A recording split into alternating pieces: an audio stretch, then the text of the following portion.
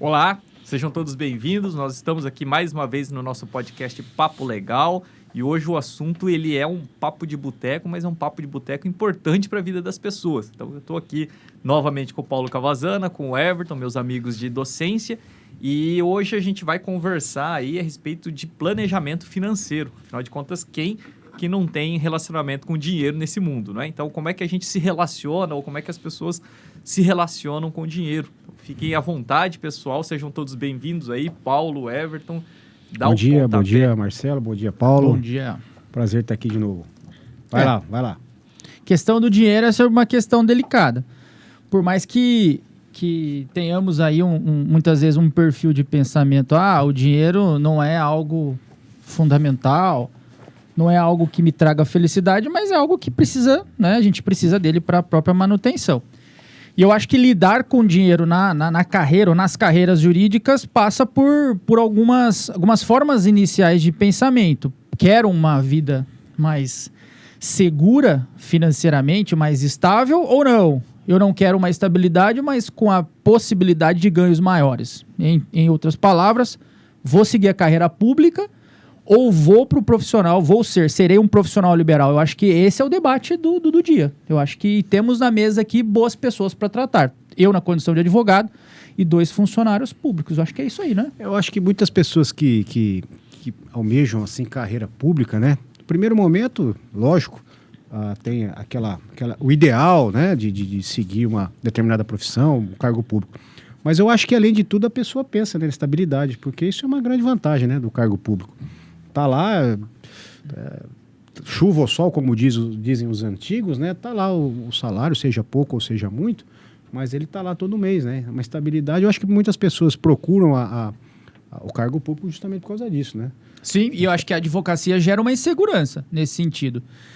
Eu, na condição de advogado, e eu acompanho uma família de advogados, eu consigo, e já visualizei na prática, as formas de que eles pensam. No meu ponto de vista, como advogado, existem 2 tipos de trabalho, 2 tipos de ações, né? Você tem a ação diária, você tem a ação que você se utiliza daquele honorário imediato para pagar suas despesas mensais, eventualmente bimestrais, e você tem a ação que pode te levar a um outro patamar econômico, um patamar de riqueza. A primeira ação é a ação que você terá dia a dia. A segunda ação é a ação que pode ser que nem aconteça na sua vida, mas pode ser que aconteça por mais de uma vez. Então, cabe ao respectivo profissional entender. Eu tenho que ter uma qualidade econômica, eu tenho que ter uma inteligência econômica de ter valores das ações diárias e preservar aquele patrimônio que pode acontecer do dia para a noite por conta de uma ação de valores maiores. Eu acho que é mais ou menos essa forma de pensar.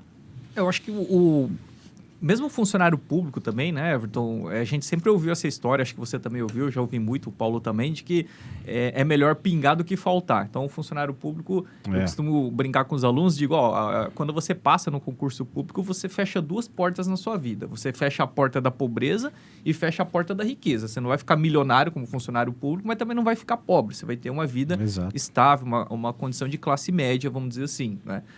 Então, ele tem essa, vamos dizer assim, uma facilidade por conta da previsibilidade. Você consegue comprar um carro financiado, você consegue financiar uma casa, porque você sabe mais ou menos quanto que vai ser o teu salário ali no final do mês, se esse programa melhor. Eu não sei, Paulo, é uma coisa que às vezes os alunos perguntam para mim também, isso aí. E como advogado, professor, como é que a gente consegue fazer esse planejamento, não é? Quais ações ou que tipo de área eu consigo atuar, por exemplo, para manter essas despesas ou buscar essas ações milionárias, né? O que você poderia falar para os nossos ouvintes? Eu acho assim, alguns setores da advocacia, eles te proporcionam honorários mais rápidos. Não necessariamente os melhores honorários. Vou dar um exemplo, né, talvez que seja mais compatível. A advocacia no âmbito trabalhista. Então, se você tem uma rotina de clientes, você tem uma rotina de recebimentos. Agora, se você parte para uma advocacia no âmbito penal ou uma advocacia no âmbito civil, não é uma advocacia que pode lhe dar honorários próximos, mais rápidos, mas a tendência é que sejam honorários a médio prazo. Não é? Então, vamos lá. Se você se sugestiona a realização de um procedimento de inventário, do ambiente extrajudicial, pode ser que seja mais rápido. No ambiente judicial, pode ser que demore 20 anos. não é? No âmbito penal, da mesma forma, você trabalha com o seu cliente conforme a demanda vai acontecendo. Evidente que eu falo sempre em sala de aula. No momento da contratação, é sempre importante você ter um recebimento imediato já. Não sei se é metade, talvez 1/3, não é? Para que você possa já ter um conforto profissional para atuar. Agora, como falamos, as ações de grande porte são ações das quais você não vai ter um valor imediato, mas no futuro você muda de padrão de vida, né? Então eu acho que o advogado, né, principalmente o iniciante, ele tem que ter esse ponto de vista de ter as ações do dia a dia, né, e aquelas ações de volume maior, né? Então eu acho que é mais ou menos assim que a prática vai te contar, vai te oferecer. Para nós, quando eu digo nós, aí, funcionário público, né, Everton? Eu acho que a estratégia é um pouco diferente, né? A primeira estratégia para todo mundo, eu acho que é tentar gastar menos do que recebe.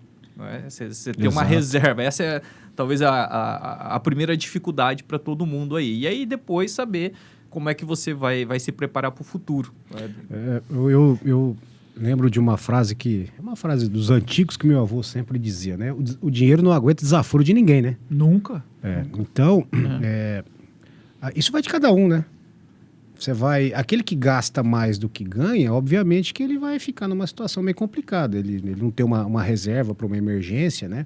Aí vai de cada um. O que você quer? Você quer poupar 30%, 70%? Né? Isso vai de cada um. Por exemplo, tem gente que compra moto. Sim. Tem como comprar barco. A gente compra 4 motos. Então. Tem gente que não compra nem moto nem barco, né? Esses absurdos. Compra um caiaque. Tem esses absurdos, né? Então é de cada um, mas eu acho o seguinte, poxa, viver bem, pensar no futuro, né? A educação dos meus filhos, né? Mas sem viver naquela loucura também, né? Sim. Eu tenho que já garantir um futuro para os meus filhos. Você não sabe o dia de amanhã. Eu acho que o equilíbrio, né, quando se fala em reservas, né, de educação financeira, isso eu levei na minha criação. É isso. Você tem que ter um equilíbrio. Bom, eu vou pensar no futuro, mas eu vou viver o agora também, né? Sim. Se você deixar tudo para frente, né, você não sabe, né? Também não pode ser muito imediatista, você também não pode ser muito pessimista, e sei lá. Eu acho que é por aí. É que assim, eu falo na condição de advogado, porque o advogado ele é um prestador de serviço. E esse prestador de serviço, ele depende do pagamento do seu cliente. Que muitas vezes te paga na dependência de uma decisão. Não é? Então, às vezes o advogado ele se encontra numa posição econômica desfavorável porque ele não teve ainda a expertise de entender como é que funciona a sua própria economia. Eu preciso do meu cliente, eu preciso de uma decisão favorável, então por isso que eu falo, a gente tem que se planejar economicamente, né, para que você tenha até uma certa estabilidade. As pessoas me chamam de mão de vaca. Será? Né? Todo mundo me conhece como mão de vaca. Razão. Mas assim, eu tenho uma regra de vida, assim como foi colocado uma outra forma. Até os 40 anos, o que eu te recomendo? Guarda lá 80% dos seus rendimentos, se você conseguir. Dos 40 aos 50, na minha posição, guarda lá 60%, né? Se você conseguir. Repito. Agora, a partir dos 50, 60, o que você ganha, você gasta, porque a tendência é o fim, né? A tendência é o fim da sua vida, você precisa curtir a vida. Decolagem, voo de cruzeiro e já chega. Exatamente. Já chegando pro pouso, né? Exatamente. Mas é claro que tem os imprevistos, né? Infelizmente, eu perdi meu pai com 52 anos de idade. Então ele ainda estava na fase de guardar. Ele ia começar a usufruir. Tanto é que poucas pessoas sabem, mas ele faleceu num dia posterior à data da sua aposentadoria. Pô. Então, tanto é que ele deu entrada no procedimento de aposentadoria, né, como pessoa viva, vamos assim dizer. E aí, na semana seguinte, minha mãe já mudou o pedido para pensão por morte. Então, é algo que a gente precisa refletir também. Né? O dinheiro, nesse ponto, a gente precisa observar. É o problema da incerteza, né? Você vai viver como se não fosse existir o amanhã, Sim. gastando tudo hoje, ou você vai viver para o amanhã? Pode ser que não tenha o amanhã. Sim. E pode ser também que tenha o amanhã e aí você não guardou dinheiro. A Covid está aí. A Covid mostrou isso aí. Exatamente. As pessoas que guardavam dinheiro e de repente não teve o e amanhã. assim, a gente tem alguns contatos com alguns empresários e os bens fúteis, vamos assim dizer, né? Os bens de pouca ou pouquíssima necessidade, como é o caso do barco, como é o caso da moto, como é o caso sei lá, das férias, que as pessoas, os serviços de férias, explodiu em termos de venda justamente por conta dessa nova releitura de vida que as pessoas estão fazendo. Mas é claro, todo mês tem a nossa conta para pagar, a gente tem que ter um pezinho no chão. Tem eu vi já na internet, eu não lembro o nome dessa filosofia de vida em relação ao dinheiro, que ele fala assim que se por 10 anos você conseguir viver com 1/3 do que você ganha e investir esses 2/3, você consegue sua independência financeira. Ou seja, você não precisa mais trabalhar.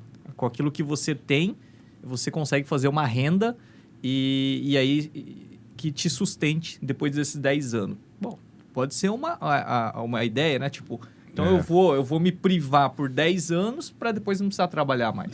Pode ser uma forma de pensar. Exatamente. Agora, pode ser que não tenha também o amanhã. Esse e a gente também não pode esquecer que o nosso país é um país que está relativamente estável economicamente, mas é um país que do dia para a noite pode gerar um desequilíbrio muito grande, inflacionário, né? Então a gente também tem que pensar nisso.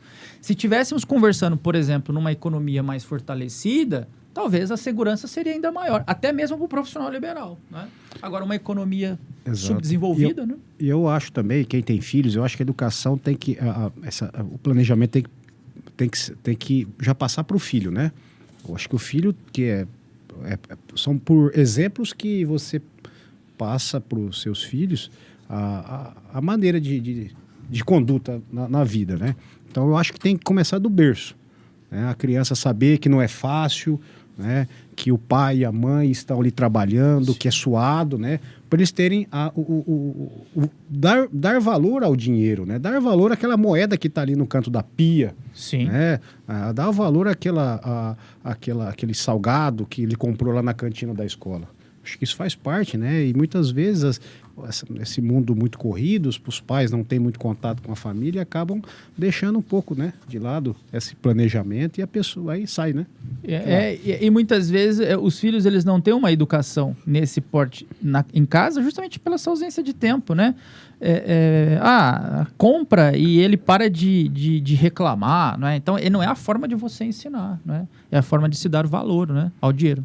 O dinheiro tem que valer não por ele, né? Acho que esse é um problema. Ele vale para algo. Então, você tem o dinheiro para viajar com a família, você tem o dinheiro para ter um momento de lazer, você tem o dinheiro, né, para dar estudo para os filhos, mas não é o dinheiro, não é um fim em si mesmo. Acho que esse é um ponto de... Você falou assim, viagem. Eu sempre pauto assim, a reserva, né? O churrasco, o passeio com a família... Eu penso nisso, né? A reserva, né? O lazer e o investimento em você. E o investimento em você, eu falo com a minha esposa, a Vanessa, que não há investimento maior do que você viajar, né? Há uma frase também de um autor que não me vem o nome agora, mas que viajar é trocar a roupa da alma. Claro. Né? Então é um investimento que você tem que levar em conta lá na hora de você poupar. Viajar, eu acho muito interessante. É um investimento. Exatamente. É um investimento. A gente encara como uma despesa. As pessoas acham que é despesa, né? Então, cada um tem um ponto de vista. Eu acho que é um investimento. Vamos investir em nós mesmos, na nossa família, né? Você vai você sentiu saboreou um prato, né? Tomou algo, sei lá, uma coisa... Viveu.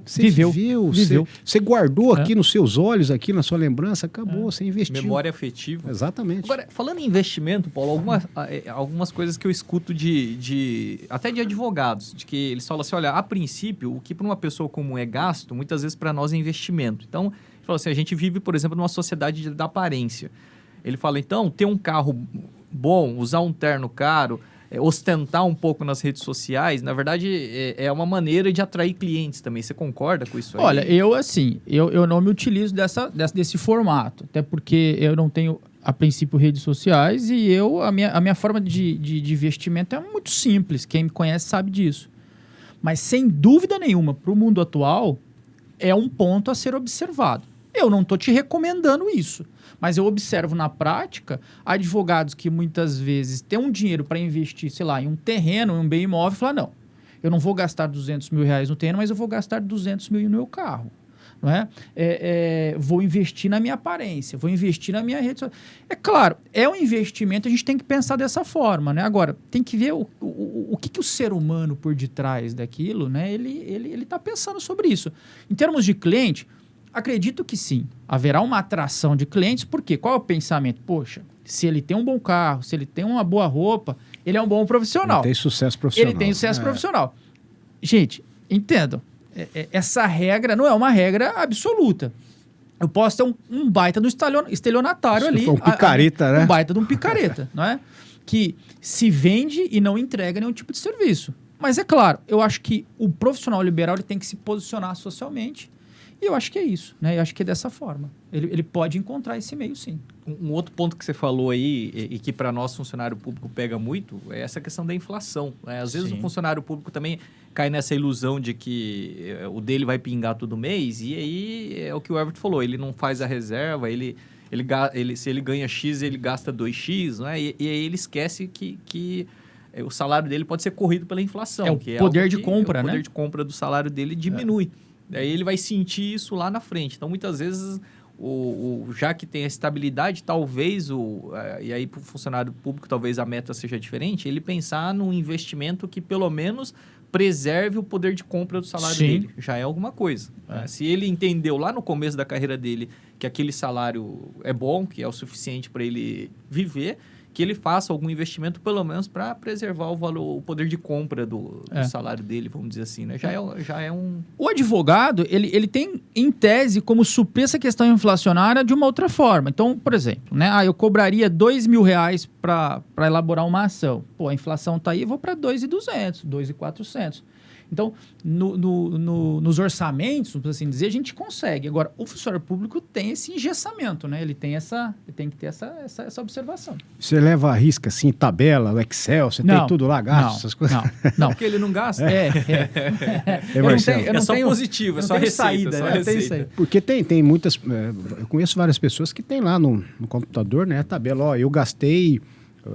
agora no combustível X, né? Eu fui na farmácia Y. Já vai anotando no Já celular. vai anotando, Um cafezinho, né? Tem gente que faz R$3. isso, né? Tem gente que faz isso. Não, mas Bom, eu não faço. Eu não critico, não. Sinceramente, eu acho que se você tem esse receio, né, de te faltar um dinheiro, eu acho que é um pensamento mais nobre do que o louco, né? Daquele cara que, eu ganho 5, o meu limite é 5, então o meu salário é 10.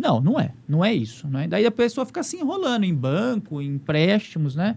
E parece que não, mas a instabilidade financeira, ela é agressiva para a família, é agressiva para a qualidade de vida do sujeito, né? Então eu acho que assim, os 2 pés no chão, você nunca perde. Às vezes ainda o cara morre e deixa as dívidas para... Claro, deixa as dívidas para a família arcar, né? Então, claro que a nossa legislação não determina que os herdeiros paguem exatamente os débitos do falecido, até, claro, a potência, a força de sua herança, né? Mas não deixa de ser um passivo, uma imagem negativa, né? E outra, aquele amigo que está sempre te pedindo dinheiro, né? Coisa chata isso, né? Uma vez ou outra a gente consegue ajudar, né? Mas, poxa... O negócio é terreno, né? O negócio é ter... Eu, particularmente, eu sempre falei para os meus amigos e falo para todo mundo que está nos escutando. Eu gosto muito de investimento imobiliário. Bem posicionado, acho que o seu dinheiro ele rende bem. Né? Ainda mais no nosso país. Eu sempre fiz isso e eu, particularmente, não me arrependo, não. Acho que uma ideia que todo mundo tem aqui é essa primeira de que eu não posso gastar mais do que eu ganho e eu preciso... fazer algum tipo de planejamento. Agora, o tipo de planejamento que eu vou fazer, a minha relação com o dinheiro, essa história aí, eu não posso ser o escravo do dinheiro, ao mesmo tempo também... Porque o cara que gasta, eu enxergando a coisa assim, o cara que gasta muito além do que ele ganha, ou o cara que não gasta nada, esses dois são escravos do dinheiro, né? Sim. Eles estão vivendo em razão do dinheiro. Sim. Então, o equilíbrio está no inverso, né? O dinheiro ser escravo, né? O dinheiro... Tem que viver no equilíbrio. Mas você sabe que tem gente, eu conheço pessoas, que o prazer do sujeito no primeiro minuto do dia, abrir o saldo bancário, observar lá que tem mais do que o dia anterior, e aí o cara sai feliz. É o cafezinho dele. Exatamente, sai feliz. Escravo, né? Escravo do próprio patrimônio. Triste, né? Triste. É uma vida que a pessoa opcionou. Mas muitas vezes por traumas, né? Às vezes já passou uma necessidade e tal. A gente não pode, em momento nenhum, recriminar. Mas assim, o que eu entendo como certo, né? Você tem que ter o equilíbrio. tem que ter os pés no chão, mas se você tiver a oportunidade de viajar, vamos viajar. Se tiver a oportunidade de comprar uma roupa que você queira, vamos comprar. Sentar e comer alguma coisa de boa qualidade, vamos Exato. fazer isso. Porque no final das contas, o que a gente vai levar, né? O- Nem o terno, né? O cara, seja os 5 anos de faculdade para virar advogado, Sim. seja o tempo que o cara estudou para passar no concurso público, ele tem que ter uma recompensa. Claro. E A claro. recompensa talvez no seu caso, Everton, quando você realizou teu sonho de virar juiz, qual foi a recompensa que você deu para você mesmo? Puxa, eu sempre quis comprar uma moto, né? Ah, que legal é isso, pô. E aí, mas aí eu bati a minha avó, ela falou, não quero que você compre uma moto só quando eu morrer. Aí eu esperei, falei, então tá bom, vó. Eu Mas fiz com a receio de vontade algum dela. acidente, assim. Medo, É, né? Moto. Então me realizei, eu queria ter uma moto, né? E eu comprei minha moto, né? E fiz outras coisas também. Eu gosto de churrasco, gosto de cozinhar. Aí você já viu, né? Fazer aquele churrasco. Pô, mas o que tem de errado nisso, né? Então. Esse é o ponto. Né? Bacana. Eu acho que... Ô, Marcelo, eu vou fazer essa pergunta pra você também, já que você se referiu, né, ao nosso colega. E você? Passou, tá lá, tomei posse, dinheiro na conta. E aí? Primeiro eu fui lá, eu comprei o carro que eu não tinha, né? Não tinha carro, Não tinha comprou um carro, carro. eu comprei porque eu tinha que ir pro Paraná quando eu passei. E aí eu comprei um carro para mim. Só que eu não comprei o carro que eu queria, porque eu comprei o carro que dava para ir para lá. E depois que eu tava lá, melhorei, aí eu comprei. Na época era o Honda Civic, Honda lembra? Civic, eu lembro. New Civic, quando lançou, né? Todo mundo era o kit. Aí eu fui lá e comprei o New Civic, lembro. comprei o carro. Depois, influenciado pelo Everton, eu comprei moto também. Aí depois eu comprei a moto dele. Ah, é? Foi. Aí fazendo o planejamento, pensando na estabilidade, que eu falei, eu me planejei, e falei, ó, dá pra eu fazer assim, você faz parcelado? É. Falei, faço. Porque Mas eu sei ganhou que eu- dinheiro, viu? Ganhou dinheiro. dinheiro na Foi minha esse, conta. pô. Não foi- De bobo ali não tem Esperto, absolutamente nada. Ele ganhou, eu não. Né? Olha lá. ó. Você comprou o quê, Paulo? Fora os terrenos. Olha, eu na verdade, assim, eu sempre fui um cara com muito receio, né? Em termos financeiros. Tem um bom patrimônio? Tem um bom patrimônio, não vou negar isso pra ninguém. Mas eu acho que eu preciso evoluir essa questão, sim, do utilizar do dinheiro para bem, né? Para a estabilidade da alma, né? Vamos assim dizer. Eu gosto muito de pescaria, então já fiz alguns investimentos em viagens. O Marcelo falou até em alguns acessórios, caiaque, já tive barcos, etc. Né? Gosto do hobby, do aeromodelismo. Quem me conhece sabe que eu já tive vários aviões, aeromodelo, tá, gosto. Então, ou seja, é um investimento, eu gosto daquilo e faço a compra e eu acho que é por aí. E eu acho, eu acho que a gente está falando sobre investimento ainda, né? Nós colocamos aqui vários pontos, né? O barco, o carro.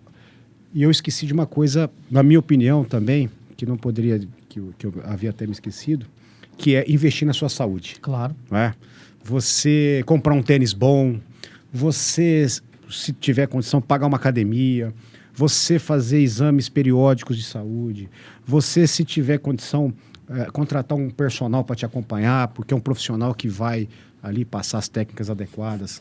Então, cara, se você não tem saúde, você vai chegar nos seus 50, 60 anos, você pode ter muito dinheiro, você não vai usufruir nada. Nada. Então, Absolutamente. mais uma, assim como investir para a alma, investir para o seu espírito, você tem que investir na sua saúde. Sim, na minha opinião. se você perguntar qual que é o seu maior patrimônio, não é sua Exatamente, casa, cara. não é sua moto, é você, meu amigo, é o seu Exatamente. corpo, Se né? Você não precisa tá dele. bem, cara, você tá, não é? Então, Vocês já ouviram aquela ideia de que tem 3 coisas na vida que a gente nunca vai poder ter as 3 ao mesmo tempo, que é tempo, saúde e dinheiro. Sim. Exatamente. Então, você é criança, você tem saúde e tempo sobrando, mas você não tem dinheiro. Você é jovem, você tem saúde e você tem dinheiro, mas você não tem tempo porque você está precisando ganhar dinheiro. E quando você está idoso, você Tem o dinheiro. tem dinheiro muitas Não vezes, tem saúde? mas não tem saúde E o tem tempo que você tem. Então, Exatamente. como é que a gente vai fazer esse equilíbrio desses 3 elementos da nossa vida, né? Não, e outra, né? Só a gente já finalizando, claro, o ser humano, né? Ele não tem um bom relacionamento com a morte. Nós não temos. Nós pensamos que isso não vai chegar. Vai chegar. Mas assim, não deixe para raciocinar isso quando você tiver 70, 80 anos, porque a sua inferioridade física natural, ela vai te proporcionar restrições. Então, pô, se você tem condições, se você trabalhou, se você estudou, tem um desejo, tem um sonho, tem uma vontade, eu acho que o momento é esse. Por que não? Né? Por que não? É uma frase italiana, não sei falar no italiano, mas o gosto é o regalo da vida, né? Claro. Então, Exatamente. é mais ou menos assim. Mais vale um gosto do que o dinheiro no bolso. Exatamente. É isso aí. Bom, acho que foi um bate-papo bacana pra caramba aí. Então, Bacana. eu acho, é um tema que dá pra gente desenvolver depois ainda. Podemos falar aí de hobbies, né? Sim. Parou um pouquinho aí. Então, o que você faz na hora de lazer? O tipo de investimento. De repente, a gente chama alguém aí também. Claro, eu acho que seria pra legal. As conversar a nossas respeito experiências, disso. por que Muito, não? Muito legal. Muito bacana. Bom, pessoal, então, esse foi o nosso episódio de hoje do Papo Legal. Falamos sobre investimentos, falamos sobre educação financeira aí, muito bem acompanhados do Paulo e do Everton. Espero que vocês gostem. Assine o nosso podcast lá e acompanhe os próximos episódios. Até mais. Valeu. Valeu, abraço.